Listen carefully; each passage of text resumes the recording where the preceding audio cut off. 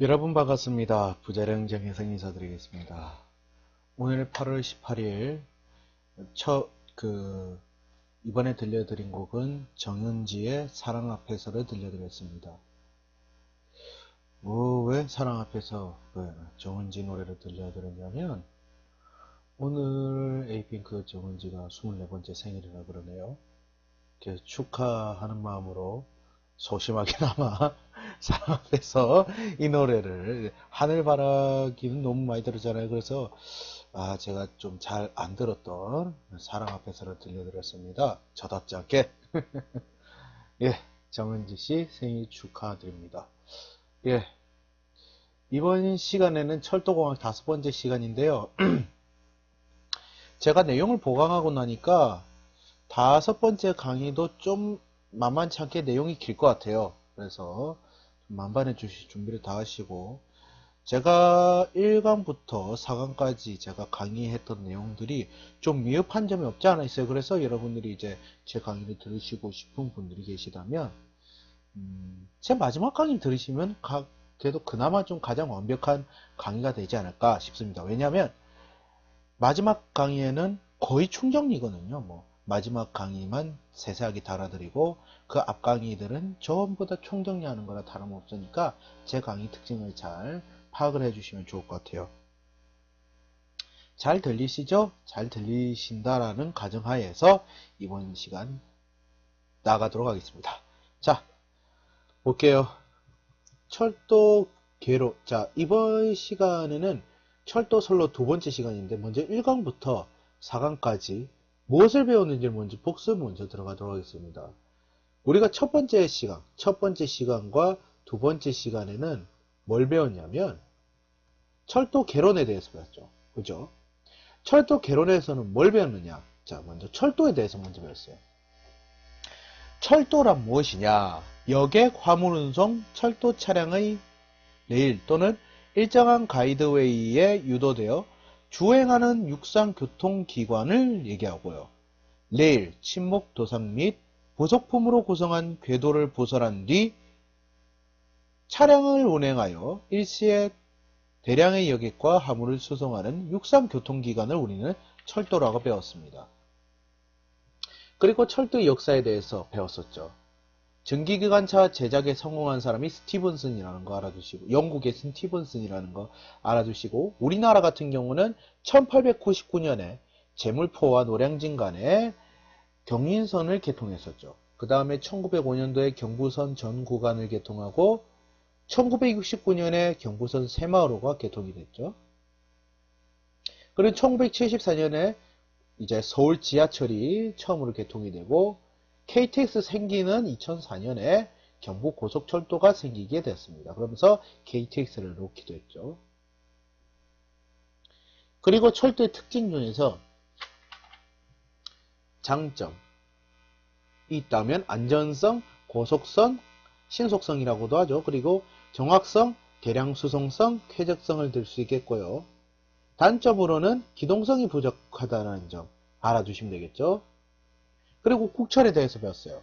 한국철도시설공단에서 건설하고 한국철도공사에서 운영하는 철도를 우리는 국철이라고 하는데, 국철은 우리나라 철도는 남북축으로 발달되어 서울을 중심으로 한 일축 구조로 되어 있습니다. 그래서 서울에서 대전 구간의 병목 현상이 심하죠. 그런 반면에 동서축을 연결하는 철도는 경전선을 제외하고는 전무한 실정이라고 하네요. 이게 국철의 특징이고요. 도시철도. 도시철도는 요거만 알아두시면 되죠. 지방자치단체와 국토교통부 장관만 알아두시면 되는데, 자, 도시철도법에 의거 지방자치단체에서 기본계획 수립 후 중앙도시교통정책 심의위원회 심의를 거쳐 국토교통부 장관이 확정 고시한 철도를 도시철도라고 그랬습니다. 그리고 신교통 시스템 해가지고 강색철도, 가공색도, 트롤리버스가 있었고 노면철도, 모노레일이 있었죠. 여기서 노면철도는 뭐였어요? 도로폭은 복선궤도 부설폭이 5.5m로서 좌우의 각 2차선의 차도폭 11m에 6분의 1 이상의 보도폭을 확보하고 정거장은 도심부 200에서 300m 간격인 특수철도를 우린 노면철도라고 그랬어요. 그리고 모노레일은 급구배랑은 아무 상관없지만 급곡선, 급경사에 대응이 가능하며 손과 공유가 없다는 특징이 가지고 있죠. 그리고 고속철도, 고속철도가 있는데 고속철도는 주요 구간을 시속 200km 이상으로 주행하는 철도로 우린 고속철도라고 배웠어요. 그리고 2급선이 시속 150km라는 것도 배웠고요. 정거장은 역하고 조차장, 신호장이 있다라는 점을 배웠고요. 그리고 궤도에 대해서 배웠죠. 궤도에 대해서 보면은 궤간이 1435mm라는 거, 궤도의 구성 요소로서는 레일 침목 도상이라는 거 배웠고요. 그리고 이제 궤도의 구비 조건이라고 있어요. 궤도의 구비 조건. 궤도의 구비 조건이 있는데요. 궤도의 구비 조건은 열차의 충격을 견딜 수 있는 재료로 구성이 되어 있고요. 그 다음에 차량의 동료와 진동이 적고 승차감을 좋게 주행할 수 있는 구조로 되어 있다는 거 알아두시고요.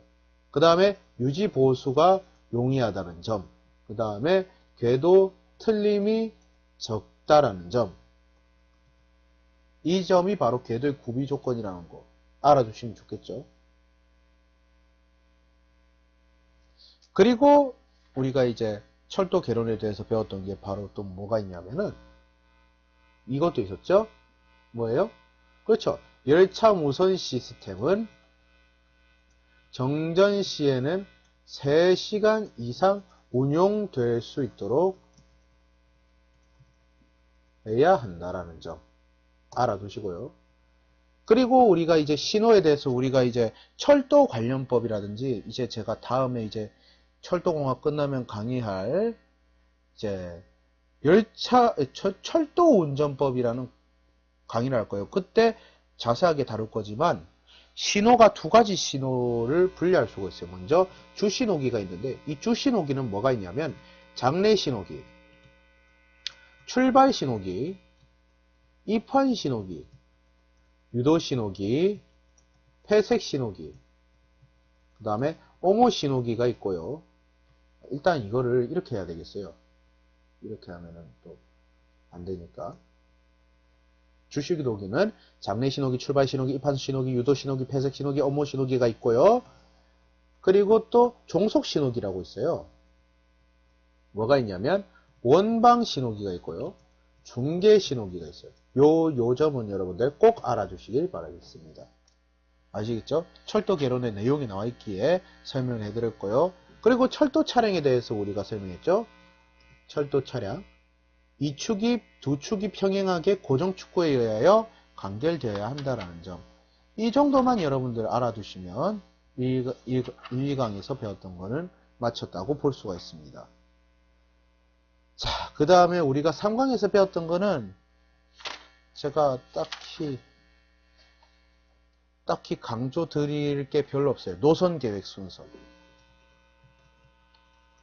노선 계획 순서가 뭐냐면 먼저 25,000분의 1에서 5만분의 1 지형도상 종평면도를 작성하는데 경유지를 연결하는 노선을 찾아야 되고 그 다음에 토상계획 및 비교 노선에 대한 현지 답사 및 조사를 해야 되고 선로 종평면도 그리고 중심선 양쪽 100m 내지 300m 범위에서 50m 내지 100m마다 선로 횡단 면도를 작성하고 최종 선정된 노선에 대한 확정 측량을 시행하여 실측 후로도 좋은 노선이 발견되면 개측한다라는 게 바로 노선 계획의 순서가 되겠습니다. 이때 제가 건축 한계에 대해서도 설명했었죠. 차량 한계 내의 차량이 안전하게 운행될 수 있도록 궤도상의 일정 공간을 확보하는 것으로서 어떠한 시설물도 이 한계 내에 들어오는 것이 허용되지 않다라는 점을 배웠긴 했는데 그거에 대한 자세한 설명은 4강에서 그림을 그려가면서 설명을 했었던 것 같아요. 그렇게 여러분들 알아두시면 되겠습니다. 자, 그 다음 내용으로 또 또 챙겨야 될 내용이 연속 압출 공법 있죠? 뭐예요? ILM. 연속 압출 공법에서 한 개의 시그먼트 작업에 걸리는 시간을 여러분들 알아두세요. 몇 주? 1, 2주. 1주에서 2주 정도 걸린다. 걸리는 시간이, 시그먼트 걸리는 시간이 1주에서 2주 정도 걸린다. 이 내용만 여러분들 자세히 알아두시면 좋겠습니다. 그리고 철도 계획의 특징에 대해서 배웠죠? 뭐예요? 장기간에 걸친 라이프 사이클을 가진다. 대규모 투자를 필요로 한다. 효과 영향이 지역사회에 광범위하고 복잡하게 미친다. 많은 사람들과 직간접적으로 이해관계를 가진다라는 점 여러분들 알아두시면 좋겠고요. PDM 공법에 대해서도 배웠어요. 상강에서 PDM 공법이라고 배웠는데 타설에 의한 주변 집안 교란이었고 드레인 단면이 길이 방향에 걸쳐 시행되고 배수 효과가 양호하며 시공이 간단하고 빠른 점이 바로 PDM 공법의 특징이라고 우리가 3강에서 배웠습니다. 그리고 바로 전 시간인 4강에는 철도 선로와 철도 선로의 전반적인 내용의 첫 시간이었는데요. 뭐에 대해서 배웠나요? 선로에 대해서 배웠죠. 선로가 뭐예요? 차량을 운행하기 위한 궤도와 이를 받치는 노반 또는 인공 구조물로 구성된 시설을 우리는 선로라고 그래요. 그리고 궤관. 우리 궤관에 대해서 배웠죠? 우리가 이제 철도 개론 시간 때도 배웠듯이 궤관은 1435mm라는 건 상식적으로 알아두셔야 되고요.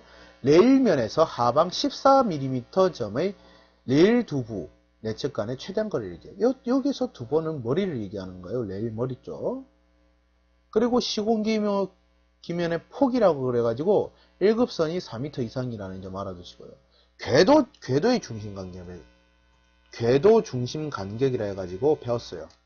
정거장 외는 두 선의 선로를 나란히 설치하는 경우는 4m 이상, 3선 이상인 경우에 인접하는 선로 중 하나는 4.3m 이상, 정거장 내에서는 알아두세요. 4.3m 이상입니다. 선로 사이에 전차 선로 지지주 및 신호기 등을 설치 시 그만큼 확대한다는 점 알아두시면 되겠고요. 그리고 건축관계에 대해서 우리가 3강에서 배워서 차량관계와 건축관계를 비교를 해봤어요. 그래서 차량관계는 뭐였냐면 차량 단면의 최대 치수를 제한한 것으로 차량의 어떠한 부분에도 이 한계에 조촉되는 것을 일체 허용하지 않는다라는 특징이 있고요. 건축관계라는 것은 차량 운전에 지장이 없도록 궤도상의 일정 공간을 설정하는 한계로서 건물과 모든 건조물은 이 한계를 침범할 수 없다라는 점 배웠었죠. 그러면서 제가 그림을 그려가면서 건축관계의 폭이 3.6m고 높이가 5.15m라는 거 제가 그림을 통해서 설명했습니다. 만일에 못 보신 분도 있으면 4강에서 제가 그림판으로 자세히 설명해 놨기 때문에 그거를 참고해 주시면 되겠습니다. 그리고 뭐에 대해서 배웠나요? 레일에 대해서 배웠죠? 레일의 역할에 대해서 한번. 레일이 뭐였냐면 열차 하중을 직접 지지하는 특징을 가지고 있었죠. 그 다음에 레일의 무게는 일반적으로 단위 미터당 중량 킬로그램이기 때문에 즉 킬로그램 퍼 미터로 표시가 됐어요. 그래서 50kg 뉴턴 레일을 주로 사용하고 25m가 정척 레일이고 단척 레일은 10m에서 20m 미만을 단척 레일이라고 그래요. 자, 이거는 제가 또 따로 설명을 해야 되겠어요. 제가 이거는 상황에 설명을 못했기 때문에 레일의 무게와 길이 가지고 한번 넘어가 볼게요. 아까 단위는 뭐라 그랬어요? 킬로그램 퍼 미터라고 그랬죠? 그리고 50kg 뉴턴 레일을 주로 사용했다고 배웠고요. 제일 중요한 거, 정척 레일은 25m입니다. 그리고 단척 레일은 10m에서 25m 미만이에요. 그 다음에 그리고 장척 레일이 있어요. 장척 레일. 장척 레일은 25m에서 200m 미만을 우린 장척 레일이라 그러고요. 장대 레일. 장대 레일은 제가 설명했죠. 200m 이상이라는 거. 여러분도 알아두시면 될 것 같아요. 그리고 이 50kg/N의 레일을 주로 사용하는 이 레일의 재질, 이 5가지만 알아두시면 돼요. 먼저 탄소, 그 다음에 규소, 그 다음에 망간, 그 다음에 인, 그 다음에 황을 함유를 하고 있다. 특히 탄소 재질이 강하기 때문에 레일은 이제 탄소 함유량이 제일 많다라고 보시면 돼요. 탄소, 규소, 망간, 인, 유황이라는 거 가끔가다 시험에 나오더라고요. 이런 거 꼭 알아두시면 좋겠고요. 레일의 체질 같은 경우에는 특히 도시철도 시스템, 여러분들 만일에 철도 기관사 하실 분들은 이종 면허 준비를 하실 텐데 그때 이제 필기시험으로 도시철도 시스템 일반에서 레일의 재질 문제가 예상 문제로 많이 나오더라고요. 그래서 시험에도 나올 가능성이 있다라는 점 염두해 두시면 좋을 것 같습니다. 자, 그 다음에 뭐가 있었어요? 레일의 마모와 내구 연한에 대해서 우리가 봤죠. 뭐예요? 레일의 내구 현안은 훼손, 부식, 마모 등의 3요인이 있고, 그리고 레일의 수명은 궤도, 노반, 운전 환경 통수 등의 지배되기 때문에 이거와 관련해서 레일을 교체해야 되고요. 직선부는 20년에서 30년, 해안에서는 12년에서 16년, 터널 내에서는 5년에서 10년 동안 주기로 다시 바꿔줘야 된다는 점 여러분들 알아두시면 될 것 같고요. 그리고 레일 이음판의 구비 조건 해소죠, 이거. 레일 이음매판의 구비 조건 했었습니다. 레일 이음매판의 구비 조건은 이음매 이외의 부분과 강도와 강성이 동일할 것, 구조가 간단하고 설치와 철거가 용이할 것, 레일의 온도 신축에 대하여 길이 방향으로 이동할 수 있을 것, 연직 하중뿐만 아니라 횡압력에 대하여서도 충분히 견딜 수 있을 것. 이러한 구비 조건 알아두시면 좋겠고요. 또 우리 레일 용접법이었죠. 3가지 뭐가 있었어요. 전기 플래시 버트 용접법이라서 용접법인 게 가장 효율이 높은 용접 이음이라고 해서 전기 플래시 버트 용접법이 있고요. 두 번째로 가스 압접법이 있고, 세 번째로 테르민 용접인데, 이 테르민 용접은 알루미늄과 산화철 분말의 혼합을 얘기합니다. 이게 바로 테르밋이라고, 그래서 테르밋 용접이라고 그렇답니다. 알아두시면 되겠고요. 자, 그 다음에 침묵에 대해서 우리가 뺐죠. 침묵에 대해서 배웠는데, 침묵의 구비 조건 제가 설명했을 거예요. 레일과 견고한 체결에 적당하고 열차 하중을 지지할 수 있는 강도를 가질 것, 탄성, 완충성, 내구성 등이 풍부할 것, 도상 저항이 크고 도상 다지기 작업에 편리한 치수일 것, 취급이 용이하고 내구 연한이 길고 경제적일 것 이라는 거 있었고요. 목침목은 제가 4가지 특징을 알려드렸죠. 탄성이 풍부하여 완충성이 크고 보수와 갱환 작업이 용이하다. 여기서 갱환은 다시 바꿔준다는 소리였어요. 전기 절연도가 크다라는 게 목침목의 특징인데, 목침목의 방부 처리 방법으로 4가지가 있었죠. 베셀법, 로리법, 류핑법, 볼톤법이 있다라는 거 알으시고 돼요. PC 침목이라고 있었죠. PC 침목은 균열이 잘 생기지 않아요. 근데 균열이 생겨도 탄성 한계 내에서는 사용이 가능하다는 점 알아두시고, 보수 비용이 절감되고 도상 저항이 큽니다. 무게가 무거워 취급이 어렵고 도상을 보수할 때 파괴되기 쉬우며 전기 절연이 목침목에 비해 떨어지는 단점이 있습니다. 그래서 모든 장소에 사용하기에는 좀 어려운 점이 PC 침목이 있어요. 그리고 PC 침목은 연간 검사 주기가 있는데 본선 2회 이상, 측선 1회 이상 있다는 거 여러분들이 알아두시면 되겠습니다. 아시겠죠? 자, 그 다음에 도상에 대해서 배웠어요. 우리가 도상에 대해서 배웠는데,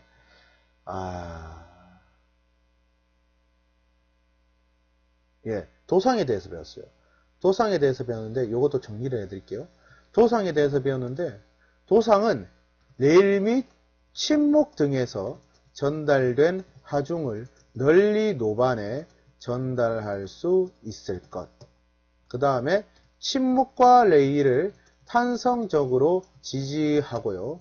그 다음에 차량으로부터 충격을 완화하는 효과를 가지고 있어요. 그리고 궤도의 열화를 경감시킨다라는 특징이 있는데 여기서 열화가 뭘까요? 파괴예요. 파괴. 궤도의 파괴를 경감시키는 특징을 도상이 가지고 있다. 그 짜갈이 그렇게 다 가지고 있대요. 그리고 우리 콘크리트 도상에 대해서 배웠죠. 콘크리트 도상. 그렇지. 콘크리트 도상에 대해서 배웠어요. 뭐였어요? 복습해 볼게요. 틀림 발생 시 보수 작업 등의 어려움이 있는 결점이 있고요. 슬래브 궤도라고 있어요. 도상 내용을 보시면 뭐냐면 이러한 특징을 가지고 있어요. 블럭식 직결 궤도의 결점을 개선한 신궤도 구조로서 이번에 알아두세요. 궤도 슬래브와 상 콘크리트 및 이 사이의 완충제 역할을 하는 것을 우리는 슬래브 궤도라고 그럽니다. 이렇게 알아두시면 되겠습니다. 자, 그 다음 우리 레일 버팀새에 대해서 배웠죠. 레일 버팀새. 레일 버팀새는 뭔 특징이 있었어요? 곡선부에는 궤관 외측에 철제 또는 목재 지재를 부설하고 곡선 반경이 적으면 부설 간격을 적게 하여 많은 지재를 사용하고 곡선 반경이 크면 간격을 크게 하여 못으로 침목에 고정시키죠. 분기부에는 차량 충격이 심하므로 궤관 확보가 곤란하여 매 침묵마다 강제의 견고한 레일 버팀새를 설치해야 된다는 특징을 가지고 있다는 거 여러분들 알아두시면 되겠습니다. 아시겠죠? 그래서 4강에서는 이런 거에 대해서 배웠고요. 자, 이번 시간에는 뭘 배울 거냐면 이것에 대해서 배우겠습니다. 분기기부터 우리가 이제 철도 선로 내용을 들어가도록 하겠습니다. 자, 분기기입니다. 분기기. 자, 분기기. 분기기가 뭘까? 분기기가 뭘까? 알아두시기 바랍니다. 열차 또는 차량을 한 궤도, 1차원 수송 통로죠. 한 궤도에서 타 궤도로 전이시키기 위하여 설치한 궤도상의 설비를 얘기하는데요. 이게 무슨 소리일까? 일단 제가 그림판을 한번 띄워 넣어 볼게요.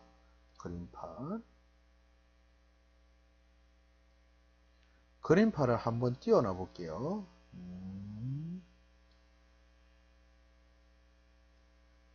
됐다. 자, 그림판을 한 브러쉬로 한번 설명을 해 드릴 텐데 이 궤도라는 게 뭐냐면요. 우리가 궤도라 그러면 그냥 이렇게 레일이 대충 그릴게요. 레일이 이렇게 쭉 있어요. 그죠? 아, 밑에는 잘 그렸네. 위에는 이렇게 돼 있으면 안 돼요. 일단 이렇게 궤도가 있어요. 아무튼 간에. 궤도가 있는데, 열차 또는 차량이 한 궤도에서 타 궤도로 전이시킨, 타 궤도로 이동시킨다는 소리잖아요. 이런 식으로. 그죠? 이런 식으로 이동시킨다는 소리인데, 잘 보시면, 이거를, 다시 해야겠다. 제대로 제가 그려볼게요. 이게, 제대로 한번 그려봐야겠다.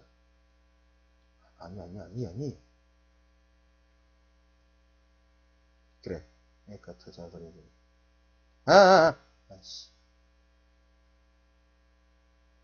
아무튼 대충 그렸어요. 일단 이렇다 칩시다. 이렇게 해가지고 쭉 이쪽으로 가고요. 제대로 한번 그려볼게요. 그리고 이걸 또 어떻게 그려야 되지? 대충 한번 그려볼게요. 일단 내가 왜 어렵게 그리냐면은 이유가 있어요. 자,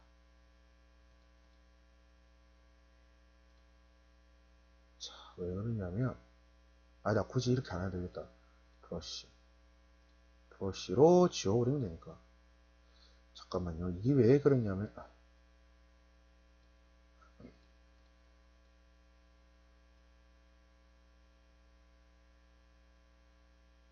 됐다. 이러면 되겠다. 자, 보세요. 자, 내가 왜 이렇게 어렵게 그릴까? 나중에 설명해 드릴게요. 이게 턱레일 역할을 하는 건데, 여기서 이 분기기에 대해 분기기 3요소로 제가 설명해 드리려고 하는 거예요. 그러니까 분기기라는 것은 선로 바꿈 틀이에요. 이쪽으로, 그러니까 지금 쉽게 말하면 이쪽으로 갈 수도 있고, 그죠? 선로가 이쪽으로 가는 방향이 있고, 또 이쪽으로 갈 수 있는 경우의 수가 두 가지가 있어요. 그죠? 근데 초록색으로 갈 거냐, 주황색으로 갈 거냐, 이런 거를 하려면 어떻게 해야 돼요? 우리가 이제 철도 불모지에 사는 사람들, 기관사가 이걸 조정하는 줄 알죠? 아니에요. 이거는 벌레가 한 마리가 출몰돼서 그런 것 같아요. 벌레가 한 마리 출몰되네. 아무튼 간에 이게 어떻게 되는 거냐면, 씨발, 저 곱둥이 아니겠지? 존나 다리 자체가 곱둥이 같이 생겼네죠. 아무튼 신경 안 쓸게요. 여기서 집중 안 된다. 초록색으로 갈 건지 주황색으로 갈 건지는 관제센터에서 자동으로 해줘요. 그러한 거를 분기기를 관제센터에서 조정을 하는데, 이걸 어떻게 하느냐? 일단 제가 분기기의 3요소부터 먼저 설명을 하고 짚어 넘어가 보도록 하겠습니다. 자, 요 부분 있죠? 지금 요 부분. 요 부분에서 지금 요 부분까지 있죠? 어느 궤도로 진입할 것인가를 선택하는 부분이 있을 거예요. 요 부분. 지금 요 부분을 얘기하죠. 그러니까 여기서 여기까지 부분. 이 부분을 우리는 뭐라 그러냐? 포인트라고 해요. 포인트라고 그래요. 이 포인트 부분은 뭐냐? 씨발 놀래라. 그 어느 궤도로, 씨발 놀래라. 저 새끼 죽여버려야 되겠네. 잠깐만요. 나 초벌레 존나 싫어하는데.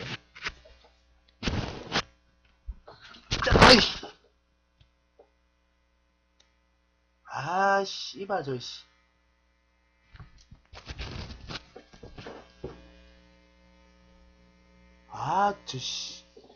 죄송해요.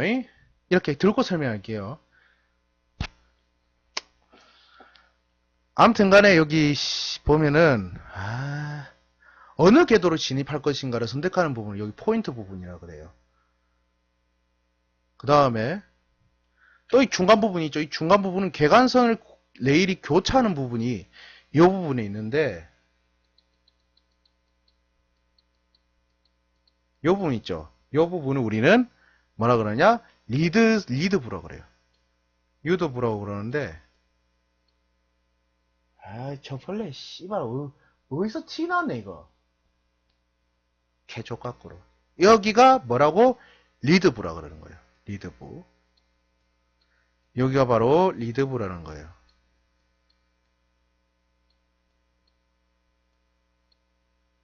그리고 이 마지막 부분이죠. 이 마지막 부분. 여기 부분. 포인트 후단에서 크로싱 전단까지의 부분. 이게 바로 리드부인데, 개관선 레일이 교차하는 부분. 요 부분 있죠. 요 부분. 여기 부분. 이 부분을 우리는 크로싱이라고 그래요.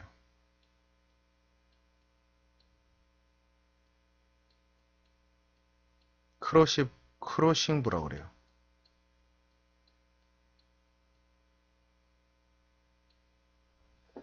크로싱부라고 그래요.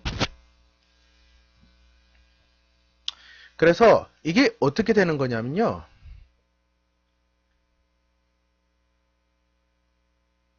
왜 이게 끊어져 있을까요? 다 이유가 있는 거예요. 여기 이 부분 있죠. 이제 원래 평상시에는 요놈이 닫혀져 있어요.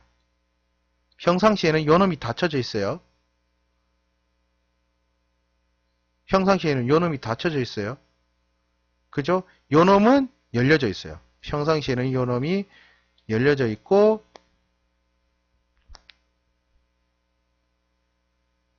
그죠? 요놈이 열려져 있고, 요놈은 원래 여기 붙어 있어요. 원래 여기 붙어 있는데,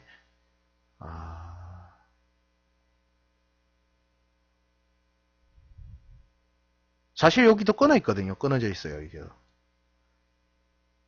그래서 요놈도 붙여져 있어요. 근데 평상시에는 이게 떨어져 있고 여기가 붙여져 있는데 여긴 떨어져 있겠죠, 당연히.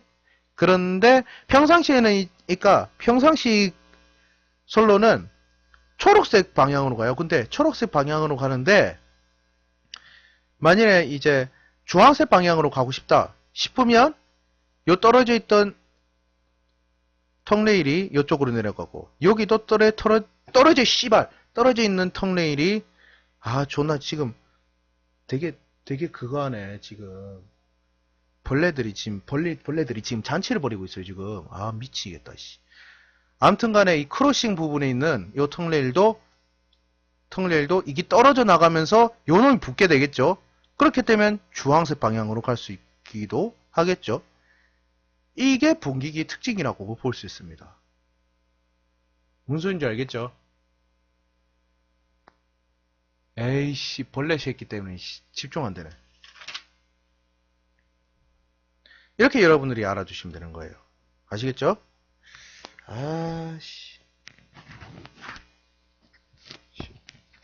아까 당황해가지고 마이크를 거꾸로 꼈어요. 아무튼 분기기는 그렇다라는 거. 자, 그럼 다시 한번 제가 설명을 해드릴게요. 분기기의 3요소가 있었어요. 제가 그림으로 그려드렸는데, 먼저 첫 번째, 어느 궤도로 진입할 것인가를 선택하는 부분인 포인트부가 있고요. 그 다음에 중간 부분인 리드부가 있고요. 그 다음에 마지막 부분인 크로싱부가 있어요. 여기가 바로 분기기의 3요소가 되겠습니다.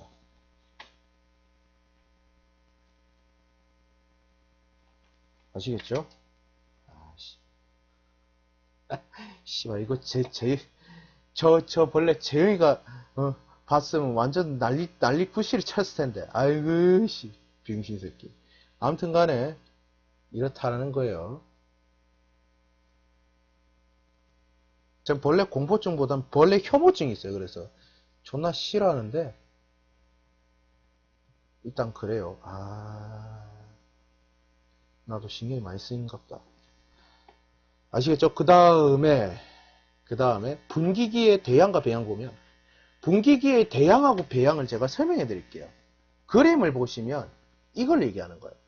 지금 분기기의 대양은 뭘 대양이라 그러냐면은 이걸 브러쉬를 좀 진하게 할게요. 어떻게 진하게 할까?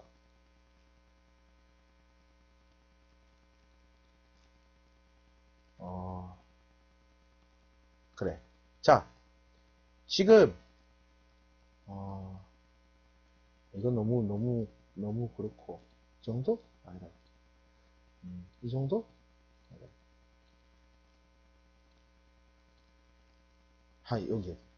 여기서 이건 아니겠다. 이걸로 하자. 여기서 여기까지 가는 데 있죠. 여기서 여기까지 가는. 이거는 그건데 유화 브러쉬고 크로용 별로고. 여기서 여기까지 가는 데 있죠. 여기서 여기까지 가는 걸 우리는 대양이라 그래요. 요 놈을 바로 뭐라 그러냐고 대양이라 그래요. 그러니까 지금 방향으로 왼쪽에서 오른쪽까지 가는 데 있죠. 그러니까 지금 직선선로에서 이제 크로싱부까지 가는 요 부분을 우리는 대양이라 그러고요. 배양은 그 반대입니다. 그 반대예요. 여기서 여기로 가는 걸 우리는 배양이라고 그럽니다. 여기서 여기까지 가는 걸 우리는 배양이라 그러는 거예요. 아시겠죠? 대양과 배양 차이점 아시겠죠? 바로 확 들어오죠? 대양은 포인트부에서 크로싱부까지 쭉 가는 거고요. 크로싱부에서 포인트부까지 가는 걸 우리는 배양이라고 그럽니다. 한번 정리해 볼게요. 뭔 소리냐? 대향이라 열차가 분기기를 통과할 때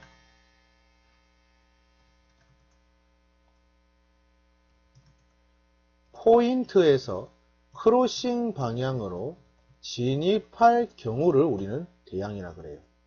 근데 배양이라는 것은 그 반대로 크로싱에서 포인트 방향으로 진입할 때를 우리는 배양이라고 그럽니다. 아시겠죠?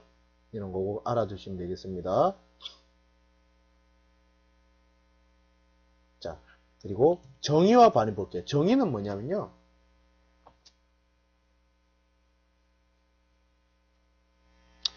평상시에는 일정 방향으로 개통시키고 사용이 끝나는 직후 원래의 방향으로 복귀시키는데 이때 상시 개통되어 있는 방향을 우리는 포인트의 정의라고 그래요. 근데 반위라는 것은 반대로 개통되어 있는 것. 그러니까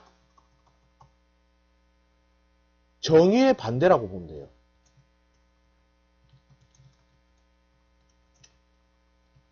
정의의 반대 방향. 아시겠죠? 정의의 반대. 전혀 180도 다른 거. 그렇게 알아두시면 될 것 같습니다. 아시겠죠? 그렇게 알아두시면 되고. 자, 그리고 우리 정의의 표준에 대해서 한번 알아볼게요. 정의의 표준.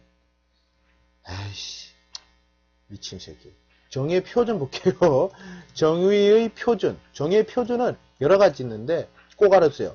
본선 상호 간에는 중요한 방향. 그러니까 본선 상호 간에는 중요한 본선 방향일 때 정의가 되겠고요. 근데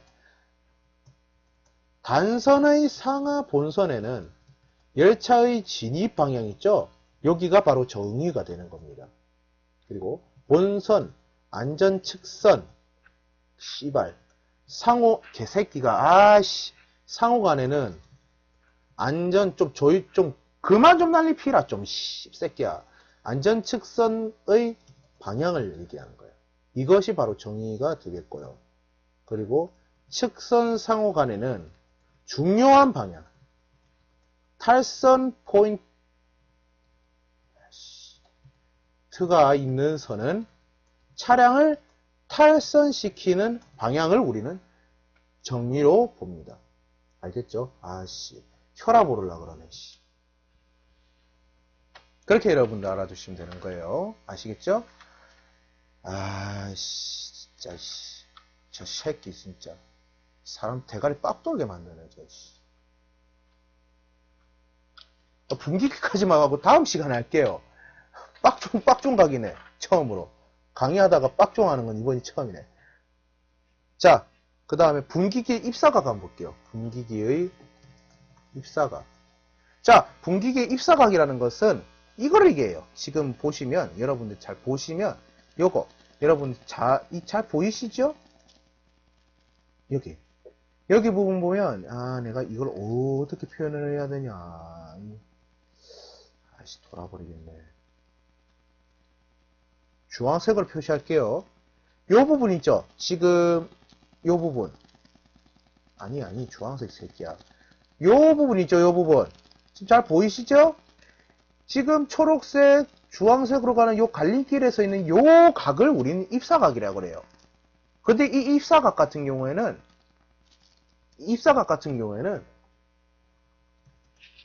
차량의 원활한 주행을 위해 작을수록 좋습니다. 왜? 크면 클수록 어떻게 해야 돼요? 급하게 회전이 되기 때문에 아무래도 승차감이 안 좋겠죠? 근데 작게 되면은 거의 직선 가까이, 이제 쉽게 말하면 이렇게 되는 거예요. 이게 이렇게 되는 거예요. 요런 식으로 완만하게 가기 때문에 요쪽으로 이런 방향대로 가게 되면 이제 승차감이 그나마 좋아지게 되기 때문에, 그래서 될 수 있으면 입사각은 원하는 주행을 위해서 작을수록 좋죠. 특히 열차의 고속운전인 경우에는 입사각이 작아야 되는 거예요. 이런 거 여러분들 알아주시면 좋겠고요. 자, 그리고 우리가 크로싱이라 그러면, 분기기도 크로싱이라 그러는데, 고정 크로싱하고 가동 크로싱이 있어요. 근데 여기서는 제일 중요한 게 고정 크로싱이기 때문에 고정 크로싱에 대해서 한번 보도록 할게요. 저 새끼 좀 있네. 고정 크로싱. 오늘 욕 많이 해도 이해해 주세요. 고정 크로싱 같은 경우는 가동 크로싱에 비해서 크로싱의 거의 대부분을 차지하는 크로싱을 얘기하는 거예요. 그리고 크로싱의 각부가 고정되어 유연료가 고정되어 있는 것을 우리는 고정 크로싱의 특징이라고 할 수 있고, 어떤 방향으로 진행하든지 결선부를 통과하여야 한다라는 특징을 가지고 있어요. 그리고 차륜의 진동과 소음이 큽니다. 크고 승차감이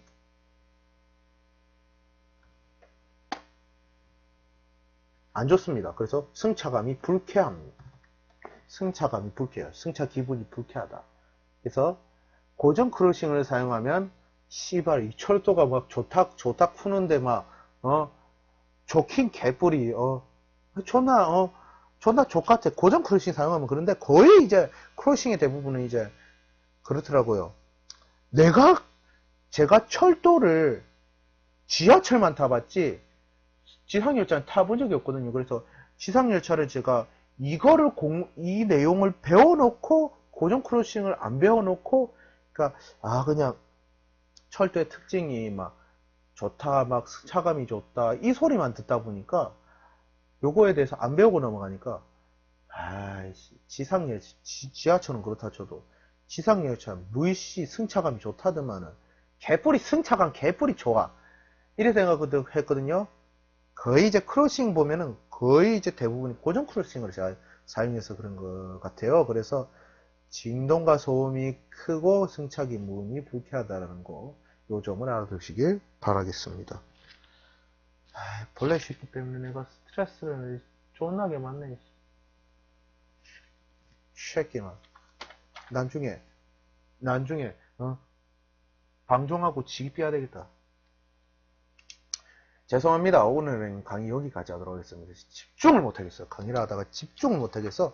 횡합부터 우리가 이제 궤도에 작용하는 횡합부터는 또 솔직히 내용이 많기 때문에 철도설로 한 3강의를 해야 될 것 같아요.